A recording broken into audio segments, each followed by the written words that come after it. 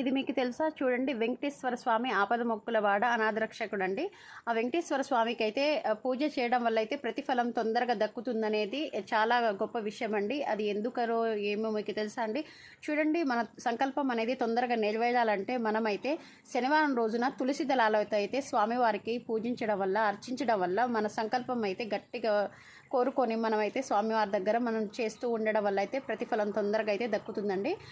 సంతానం కానీ, ఉద్యోగపరంగా కానీ, పెళ్లి విషయంగా కానీ, ఇంకా ఏదైనా ఆరోగ్య విషయంలో కానీ ఈ విధంగా అనేక రకాలుగా ఉంటుంది కదా. ఒక్కొక్కరికి ఒక్కొక్క సమస్యలతో బాధపడుతూ ఉంటారు కదా. వాళ్ళైతే తులసి దళాన్ని తీసుకోండి, చేతిలో పెట్టుకొని ఆ స్వామివారిని మనస్ఫూర్తిగా సంకల్పం చేసుకొని, మీ కోరిక గట్టిగా సంకల్పం అయితే చేసుకొని స్వామివారి పాదాల దగ్గర కనుక ఆ తులసి దళాన్ని వేసి పూజించడం వల్ల అయితే మీరు మంచి విజయాన్ని అయితే చేర్చుకుంటుందండి. ఆ విధంగా మంచి విజయం అయితే కలుగుతుంది.